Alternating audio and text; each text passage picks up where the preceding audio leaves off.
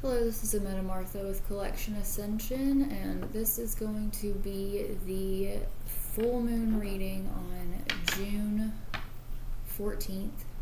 And this energy will last through till the last quarter moon on the 20th.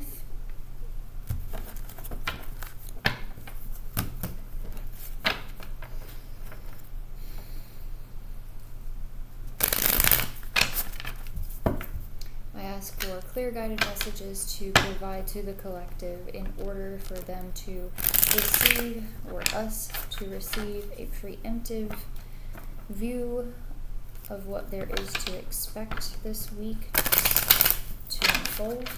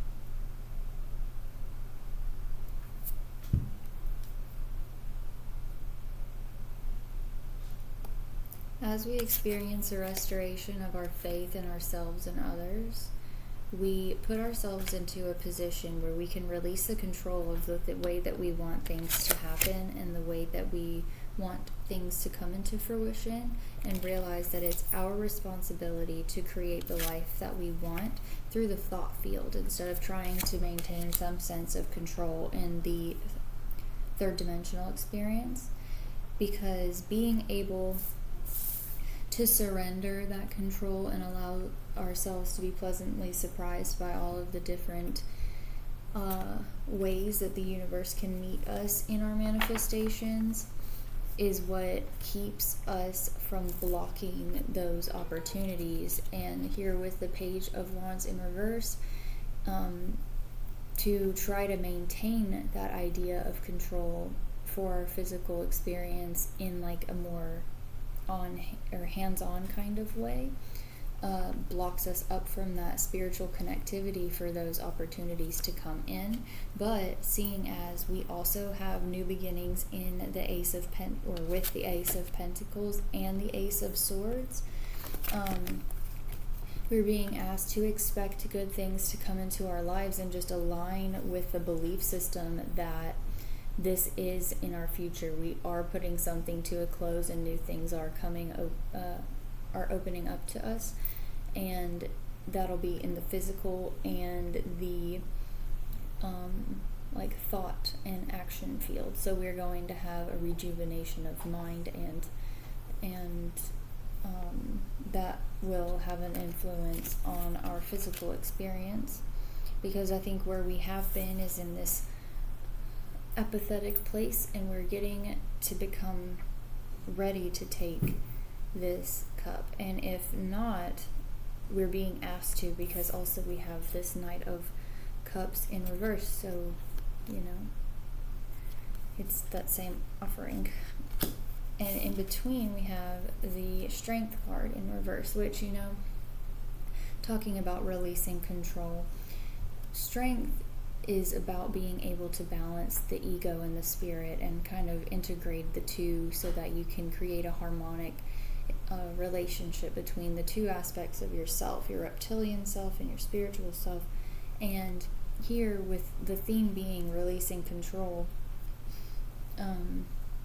it kind of reminds me of, okay, so yes, it's like this being is meant to be perceived as like calm and collected and strong, as this beast is like attempting to bite her. It's kind of like being a lion tamer. However, with it being in reverse here, I think, we're being asked to be more gentle with the way that we perceive our ego, because living with a mindset that the ego is bad, or the aspects of ego make you or put you in positions where you make decisions that you feel are less than your optimal function, stuff like that. That's just a self-judgment. So being able to release this idea of needing to be stronger than your ego, or being like idea of needing to be strong or needing to be anything other than what you are, like you are perfect the way that you are, and believing that, I think also will help bring in these new experiences, especially with the Knight of Cups, because that's the emotional field. So, being able to integrate those things and see ourselves as full and complete without having that pressure to perform really will free us up to heal some of those internal wounds that might make us feel that we're inadequate or less than what we want to be. And then we also have the Knight of Swords to confirm that just being able to express what we're going through, even if it's just in a journal, with yourself, with your peers, in whatever form, can help label what you're feeling, help you compartmentalize what's going on in like a positive way, not really like avoiding, but being able to really look at everything that you're going through, everything you're thinking, and then make it less severe. I find a lot of the time if we just express what's going on the inside, that it isn't as dire as if we just hear it playing in our heads over and over again. So being able to speak before that emotional welling gets too overwhelming, causing self-resentment and things of that nature.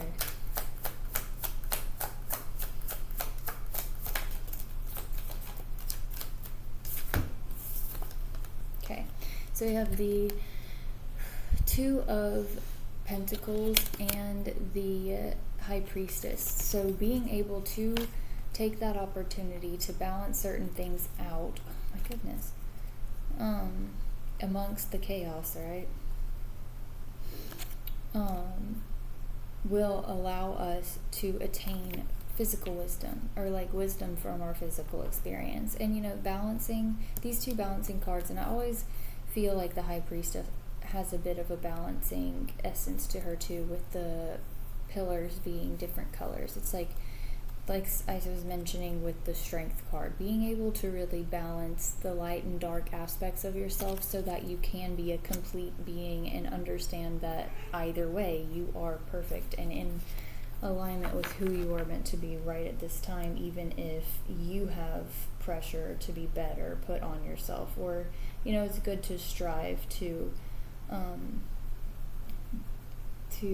put ourselves in positions where we can evolve in a more positive way, but to be driven to be better implies in the subconscious mind that there's something wrong with you right now, and I just don't think that is a beneficial way to go about it. It's not solidifying the truth of your power and your real identity as a spiritual being having a physical experience. It is solidifying the physical being having a non-spiritual experience. So could I have confirmation? Oh, I reversed this. It wasn't like that. I'm going to keep it that way. Can I have confirmation on the Four of Cups? Please, what causes the lethargy? A lack of movement. That was our bottom of the deck energy as well. Stagnance in general and feeling overwhelmed. Like too much is going on, whether it's within or without. How do we overcome? Remembering who we are. Reclaiming the power that is given away to the idea that we are stuck and that there's nothing we can do, and that just resistance to functioning at a higher level, because the magician is in control of everything because of the surrender of the physical control. Like the magician, they know how to use their tools instead of having to go and do something all on their own. They use magic. So with magic being oftentimes like a sympathetic interaction with an idea that you wish to manifest, you have with what's before you and the intention and the focus, and kind of like entering that flow state of what you wish to see fulfilled, and then you forget about it, right? So it's not that ever striving need to go make something happen for yourself, but interacting in your everyday life in moment to moment basis with the spiritual aspect of things, and knowing that if I get up, if I just take this opportunity, whether it's, needing to depend, no matter what that type of opportunity is for you, just being able to get up and take what you are feeling prompted to do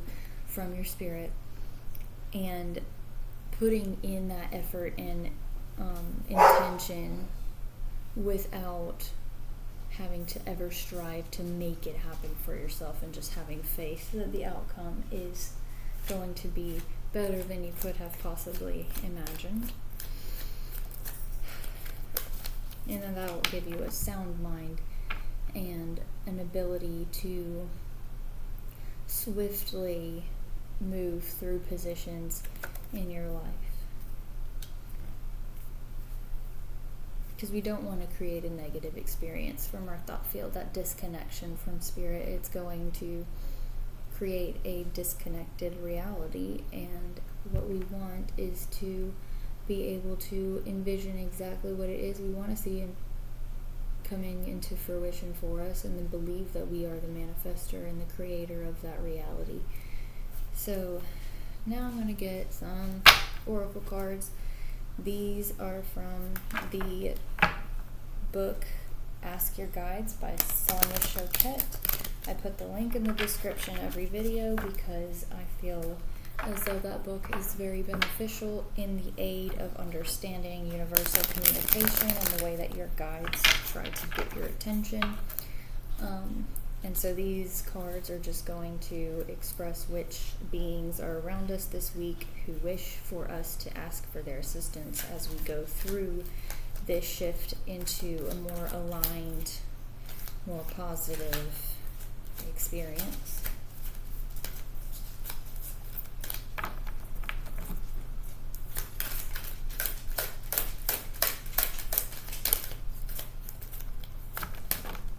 We have family with the Holy Spirit.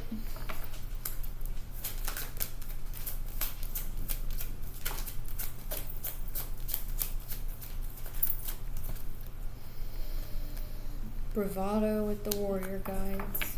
That one is a repeat.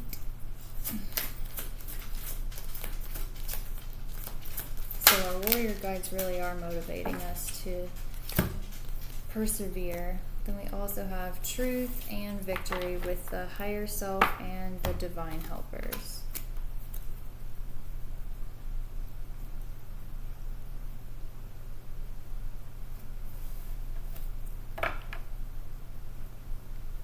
And it's not in the right order, but I like how we have the lower chakra colors and then the center chakra here. It's like being able to align ourselves and balance ourselves out through the more physical experience all the way to the heart space, and then opening up ourselves to our spiritual interaction by keeping the heart open, because the lesser or lower chakras are not experiencing blockage or like deterrence. Okay, I'm going to use the book to get some more clear messages regarding these. We have family with the Holy Spirit, security, elation, peace, and family harmony. The Holy Spirit is teaching your soul, bringing about a deep sense of peace and security. The challenges of the recent past are met, and thankfully you've survived. Due to the Holy Spirit's influence, your trials have only strengthened your capacity to love, leaving you with an even deeper appreciation for those that you do love. The Holy Spirit particularly shines on your family and home as it heeds your prayers and receives. The Holy Spirit particularly shines on your family and home as it heeds your prayers and oversees overall well-being at this time. There is no need to fret over your parents' health or your children's safety, your siblings' happiness, or your spouse's well-being. Ask the Holy Spirit to expand your capacity to move beyond personal love and include all of humanity in your prayer of peace. Entreat the Holy Spirit to brighten your aura and allow others to see you as a source of contentment. The Holy Spirit's message is peace be with you.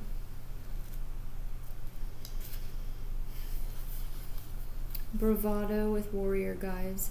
Rebellion, liberation, courage, and resistance. Does everything inside you rebel against authority, making you want to scream, "You can't control me"? If so, it's true. No one can control you unless you agree to it. The fact that you don't allow others to control you anymore is a sign of progress. It means that you are moving away from a world of dependency and are claiming your personal authority as a self-directed, conscious soul ready to take responsibility for yourself. Challenging the authority figures in your life is a necessary step for growth. However, you must realize that not everyone or everything in your path is necessarily working against you. Ask your warrior guides for the courage to challenge what oppresses you and for the wisdom to know when to respect authority. The warrior guide's message is stand up for what is important to you and ask for it. However, don't fight for its own sake. Respect the leadership and rights of others as well.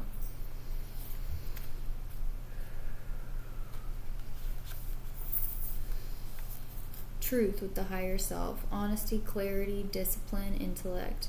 Your higher self is present, activating your powers of reason and intellect. It asks you to develop clarity and objectivity when looking at your life, rather than interpreting events through the murky and distorted waters of emotion. Strive to see the reality of what is happening what happened in the past, so that you can acquire a more accurate understanding of what is going on presently. You may notice things that make you uncomfortable or challenge your ethics. Ask your higher self to give you courage to stand up for your truth and address difficult situations at their core, rather than distance yourself or pretend you don't see the real problem because they make you uncomfortable. Like a child in a fairy tale, the emperor's new clothes, Your higher self is motivating you to not only see life more deeply, but to also share your perceptions with those around you.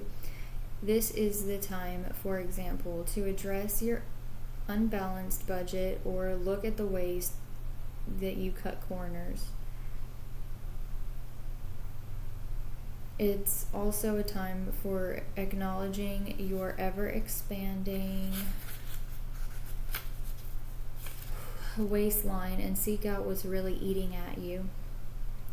This is when you need to step away from your emotions and dispassionately study the problems at hand so that you can come to a solution without blame or projection. Ask yourself what the problem is, not who the problem is. Only then can you begin to find a real solution with productive outcomes.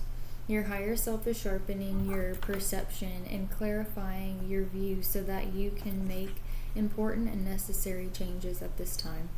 As Carl Jung once said, when the diagnosis is correct, the healing begins, and your higher self's message is, look to the truth behind the appearances.